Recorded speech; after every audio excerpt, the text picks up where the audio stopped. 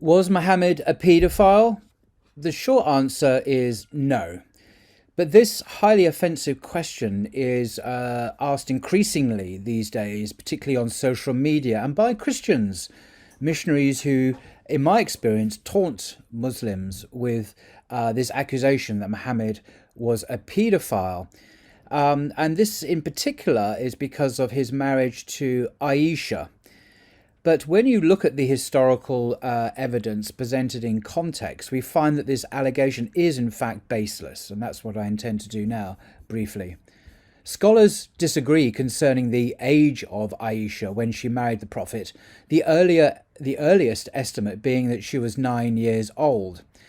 This means that the marriage contract was ratified after Aisha reached puberty, which was considered adulthood in ancient Arab society. A marriage between an older man and a younger woman was customary and socially appropriate in that era, considering that such marriages were an important means of survival in a harsh desert environment and that people had a much lower life expectancy than they do have today. Professor Colin Turner of the University of Durham here in England, he is an expert on Islam in the Middle East Studies Department, explains the context of the Prophet's marriage. He writes, "A marriage between an older man and a young girl was customary among the Bedouins, as it still is in many societies across the world today. It was not unheard of in Muhammad's time for boys and girls to be promised to each other in marriage almost as soon as they were born, particularly if the union was of direct political significance to the families concerned. However, such marriages were almost certainly not consummated until both parties had entered adulthood, which Arabs in the 7th century tended to reach at an earlier age than Westerners today. It is highly unlikely that Muhammad would have taken Aisha into his bed until she was at least in her early teens, which was wholly in keeping with the customs of the day and in context not in the least improper." That's Professor Colin Turner, Islam, the Basics, published by Routledge, 2006, pages 34 to 35. The scholar of religions, Karen Armstrong, she's a very distinguished and accomplished publisher on Islam, Christianity, Judaism, Buddhism. In her biography of the Prophet, writes, "There was no impropriety in Muhammad's betrothal to Aisha. Marriages conducted in absentia to seal an alliance were often contracted at this time between adults and minors who were even younger than Aisha. This practice continued in Europe until well into the early modern period. There was no question of consummating the marriage until Aisha reached puberty, when she would be married off like any other girl." End quote. That's from her Muhammad, a Prophet for Our Time, published by HarperCollins. Interestingly, Christian tradition records a similar marriage between, can you guess, the much older Joseph to the young Virgin Mary. And this is even more extreme. The Catholic Encyclopedia says of Joseph, a year after his wife's death, as the priests announced through Judea that they wished to find in the tribe of Judea a respectable man to espouse Mary, then 12 to 14 years of age, Joseph, who was at that time 90 years old, went up to Jerusalem among the candidates. That's the Catholic Encyclopedia in New Advent website, 1995. So she may have been as young as 12 and he may have been as old as 90. Christians cannot possibly use the Prophet's marriage to condemn Islam, for if they do so, they would have to condemn Joseph, Saint Joseph, the husband of the Virgin Mary, and I can't imagine they would ever do that. But interestingly, marriage in Islam is not simply about sex. It's a spiritual agreement based, as the Quran puts it, on love and mercy. In Surah 30, verse 21, it reads, "He, God, created spouses from among yourselves for you to live with in tranquility. He ordained love and kindness between you." So this is what God has ordained for marriage. Ratifying a marriage contract does not necessitate sex.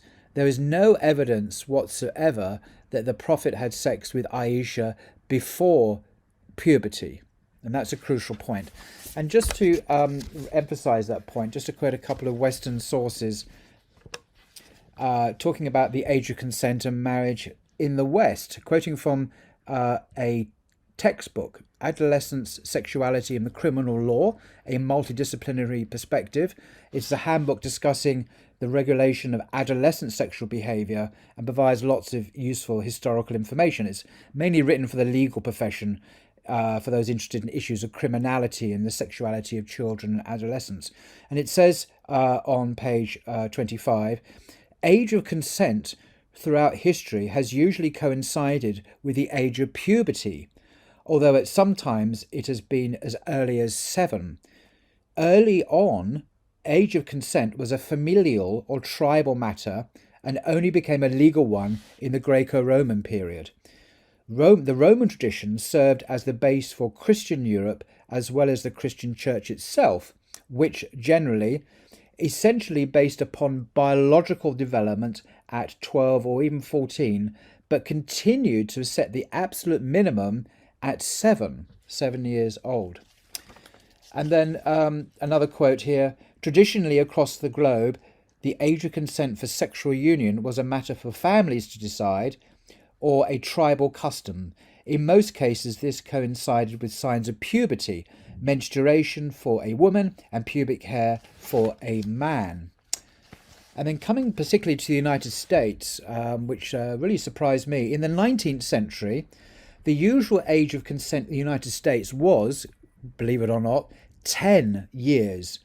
In the state of Delaware, until the mid-1960s, it was 7 years.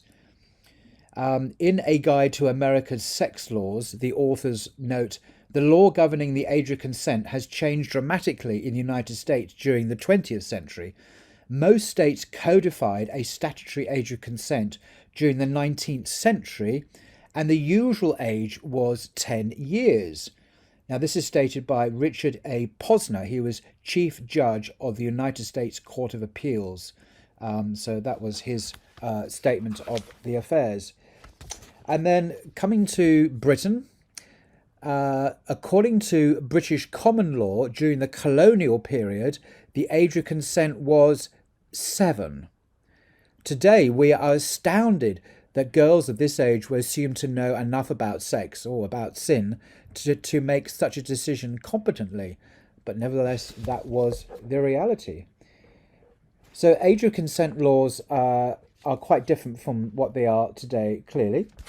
So what, in the light of this, it cannot be said, coming back to Muhammad again, that there is any evidence at all that the Prophet committed paedophilia.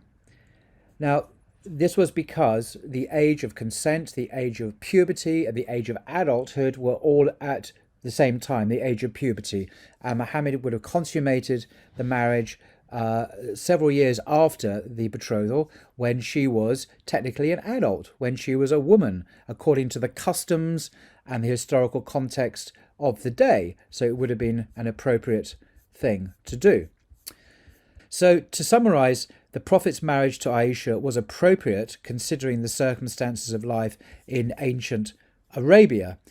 Their marriage was not based upon lust or abuse, but upon their shared spiritual mission to deliver these teachings of Islam to humanity, because Aisha went on to become one of the greatest scholars of Islam and a transmitter of knowledge of the Sunnah of the Prophet, particularly regarding women's matters, women's issues, and she's highly regarded even today for that knowledge.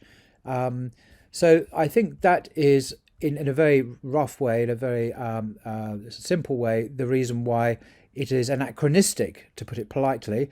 In other words, you're reading back our contemporary Western understandings, which are very historically relative, reading it back into history to other times and other cultures, and judging those cultures.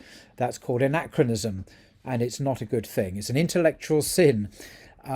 Most cultures throughout history, in the Bible, of course, as well, the age of marriage was the age of puberty. If we condemn Muhammad, we condemn the Virgin Mary, we condemn Joseph, we condemn the vast majority of people throughout history for whom adulthood began at puberty. The bar mitzvah is another example, when boys and girls now, usually about 12, 13 years of age, are technically adults. They take on the burden of following all the commandments of the Torah. This is when they enter into the adult community. So it's a different age from the ever-increasing age, seems like, after ever-increasing increase in the age of marriage, and when childhood ends, we now have adolescence, which didn't exist before the 19th century. شكرا لكم على المشاهدة، ويرجى الاشتراك في القناة وتفعيل زر التنبيهات. شؤون إسلامية لنصرة قضايا الأمة.